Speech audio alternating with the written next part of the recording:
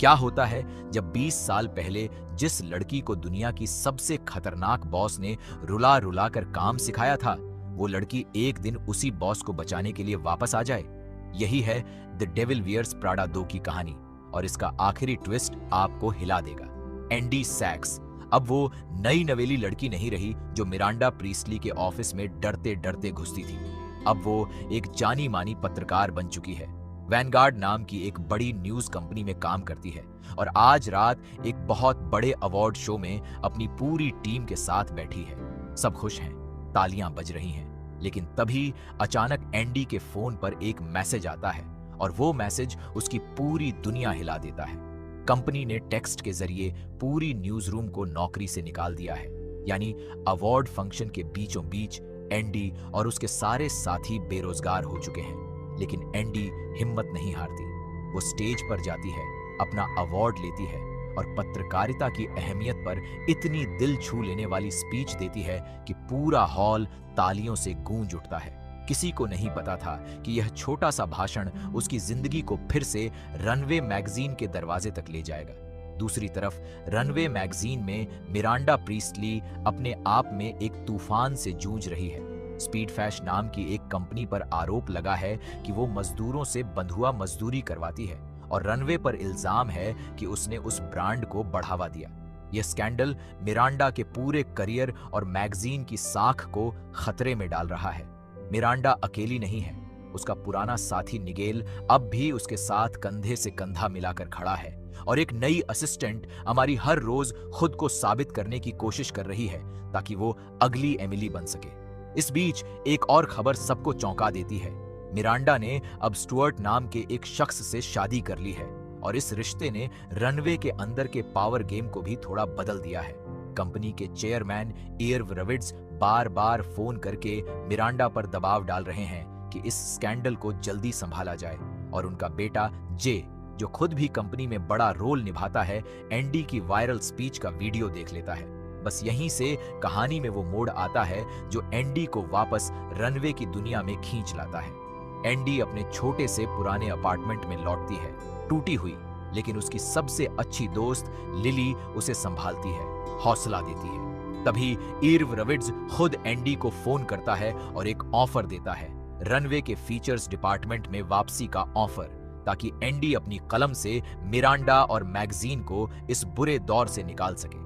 शुरू में एंडी हिचकिचाती है, आखिर यही वो जगह है जहां उसने सबसे मुश्किल दिन गुजारे थे, लेकिन उसके दोस्त उसे समझाते हैं कि इस बार वो बाहर से नहीं बल्कि अंदर से मैगजीन को बदलने का मौका पा रही है और एंडी हामी भर देती है।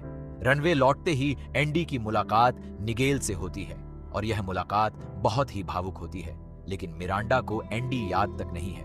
उसके लिए एंडी बस एक और पुरानी एमिली है। एंडी, मिरांडा और निगेल मिलकर डायर कंपनी के पास जाते हैं एक बड़ी डील के लिए बातचीत करने, क्योंकि रनवे को बचाने के लिए पैसों की सख्त जरूरत है। और वहां एक और चौंकाने वाला मोड़ आता है। डायर में अब एमिली चार्लटन काम करती है, वही एमिली जो कभी मिरांडा की असिस्टेंट हुआ करती थी और एंडी की सबसे बड़ी राइवल थी। एमिली अपने पुराने साथियों को नई भूमिकाओं में देखकर हैरान रह जाती है और वो रनवे को एक शर्त पर मदद देने को तैयार होती है कि रनवे डायर के लिए बड़े पैमाने पर विज्ञापन करे। रनवे के दफ्तर में अब बहुत कुछ बदल चुका है। प्रिंट मैगजीन का जमाना जा चुका है, अब सब कुछ डिजिटल हो गया है। यहाँ तक कि खुद मिरांडा को भी छोटी छोटी क्लिकबेट स्टोरीज के आगे झुकना पड़ रहा है ताकि रनवे बाजार में टिका रहे।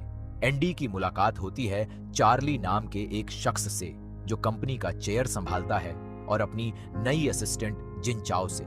एंडी रातों को देर तक ऑफिस में बैठकर ऐसी स्टोरीज लिखती है जो जनता की राय को फिर से रनवे के पक्ष में मोड़ सकें, लेकिन उसे साफ महसूस होता है कि मिरांडा और एमिली के बीच अब भी एक अजीब सा रिश्ता है, कहीं एहसान तो कहीं गुस्सा। एंडी एक बहुत बड़ा दांव खेलती है। वो तय करती है कि वो सशा बार्न्स नाम की एक अरबपति महिला का इंटरव्यू लेगी, जो एक बहुत बड़ी तलाकशुदा हस्ती है और जिसके पास इतनी दौलत है कि वो पूरी कहानी का रुख बदल सकती है। इस बीच एमिली अपनी जिंदगी की सच्चाई भी एंडी के सामने खोलती है, अपनी तलाक की कहानी, अपने 2 बच्चों की बात और फैशन इंडस्ट्री के बदलते हुए रंग ढंग पर हल्की फुल्की मजाक भी करती है। इसी दौरान एंडी की जिंदगी में एक नया मोड़ आता है। लिली उसकी मदद करती है एक नया घर ढूंढने में, और वहीं एंडी की मुलाकात होती है पीटर नाम के एक डिजाइनर से। दोनों के बीच एक अनकही सी चिंगारी पैदा होती है, और यह रिश्ता एंडी को रनवे के तूफानी माहौल से दूर थोड़ी सी शांति और स्थिरता का एहसास देता है। आखिरकार रनवे की टीम को वो इंटरव्यू मिल जाता है जिसका सबको इंतजार था, सशा बार्न्स का इंटरव्यू। एंडी और मिरांडा दोनों सशा की विला में जाते हैं, और यह मुलाकात जितनी दिलचस्प है उतनी ही सोच समझकर तैयार भी की गई है। सशा अपने पुराने पति बेंजी बार्न्स से अलग होने के बाद अब बहुत खुश नजर आती है, और वो रनवे को अपनी कहानी छापने की हरी झंडी दे देती है, जो मिरांडा के लिए एक बहुत बड़ी राहत और एक नया मौका दोनों साबित होता है। लेकिन कहानी यहीं नहीं रुकती। वैनगार्ड की तालिया नाम की एक पत्रकार एक पब्लिशर से मिलती है और मिरांडा पर एक तहलका मचाने वाली किताब लिखने की बात करती है। हालांकि उसे डर है कि मिरांडा इसका बदला जरूर लेगी।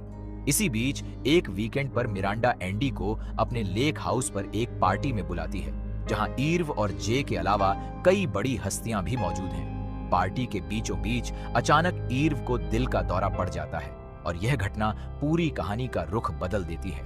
ईर्व की जगह अब उसका बेटा जे कंपनी का नया चेयरमैन बन जाता है, और वो तुरंत खर्चे कम करने की योजना पर काम शुरू कर देता है। जिन चुपके से अपना फोन छुपाकर पूरी बातचीत रिकॉर्ड कर लेती है, और सच्चाई सामने आती है। जे रनवे का बजट बुरी तरह से घटाना चाहता है, यहाँ तक कि मिरांडा को भी अब इकोनॉमी क्लास में सफर करना पड़ेगा और हर तरफ बजट में कटौती झेलनी पड़ेगी। जैसे ही मिलान में फैशन वीक शुरू होता है, एंडी एक खतरनाक लेकिन जरूरी चाल चलती है। वो बेंजी बार्न्स और जे के बीच एक गुप्त मुलाकात करवाने की कोशिश करती है ताकि रनवे को बिकने से बचाया जा सके। लेकिन तभी एक बहुत बड़ा राज खुलता है। एमिली कबूल करती है कि उसने एंडी की मदद वफादारी की वजह से नहीं, बल्कि बदला लेने के लिए की थी, क्योंकि मिरांडा ने ही उसे धकेल कर डायर भेजा था, और एमिली का असली मकसद मिरांडा से अपना पुराना हिसाब चुकता करना था। इसी बीच एक शानदार गाला इवेंट में लेडी गागा परफॉर्म करती है, और मिरांडा को रनवे के भविष्य पर एक बड़ा भाषण देना होता है। लेकिन आखिरी वक्त पर मिरांडा वो भाषण खुद पढ़ने की बजाय निगेल को पढ़ने देती है, और यह छोटा सा फैसला दिखाता है कि मिरांडा अब निगेल पर कितना भरोसा करने लगी है, भले ही वो खुलकर यह बात कभी न माने। जे की योजनाएं रनवे को बचाने की आड़ में उसे पूरी तरह बदल डालने की तरफ बढ़ती जाती है, और सशा से मुलाकात ही अब पूरी कहानी का सबसे बड़ा मोड़ बन जाती है। सशा विला में सिर्फ मुलाकात के लिए नहीं आती, बल्कि वो रनवे को तबाह करने की बजाय उसे बचाने का फैसला करती है। वो एक ऐसी डील का प्रस्ताव रखती है जो रनवे का भविष्य सुरक्षित कर देती है, और साथ ही मिरांडा की लीडरशिप को भी पूरी तरह सही साबित कर देती है, कुछ ऐसा जिसकी एंडी को उम्मीद भी नहीं थी। इस डील की बदौलत मिरांडा को वो प्रमोशन मिल जाता है जिसका उसे लंबे समय से इंतजार था, और रनवे का भविष्य कुछ समय के लिए सुरक्षित हो जाता है। हालांकि इस पूरी यात्रा में महत्वाकांक्षा, वफादारी और तरक्की की कीमत जैसी कई कड़वी सच्चाइयां भी सामने आती हैं। न्यूयॉर्क वापस लौटकर एंडी फिर से पीटर से मिलती है, और मैगजीन के दबाव भरे माहौल से दूर अपनी जिंदगी को नए सिरे से संवारने लगती है। वो एमिली से भी दोबारा मिलती है, जिसने अब अपने बाल सुनहरे रंगवा लिए हैं और बेंजी से अलग होकर कोच नाम की कंपनी में काम करने लगी है। एमिली कबूल करती है कि पुरानी यादों में डूबकर उसने एक बार एंडी को फोन भी किया था, और अब दोनों तय करती हैं कि वो अपनी टूटी हुई दोस्ती को फिर से जोड़ेंगी। रनवे में वापसी करते हुए एंडी को इस बार एक बड़ा और बेहतर ऑफिस मिलता है।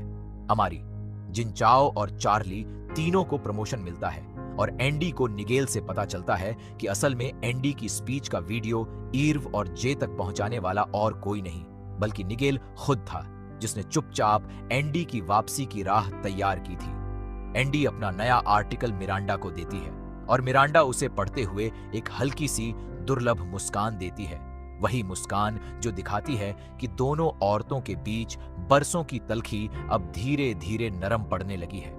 कहानी के आखिर में जब कंपनी का चेयरमैन मर जाता है और उसका बेटा जे कंपनी संभालने लगता है तो वो मुनाफे के लालच में रनवे की पूरी विरासत को मिटाने पर तुल जाता है, पूरे डिपार्टमेंट बंद करने और मैगजीन की कलात्मक अहमियत को नजरअंदाज करने पर आमादा हो जाता है।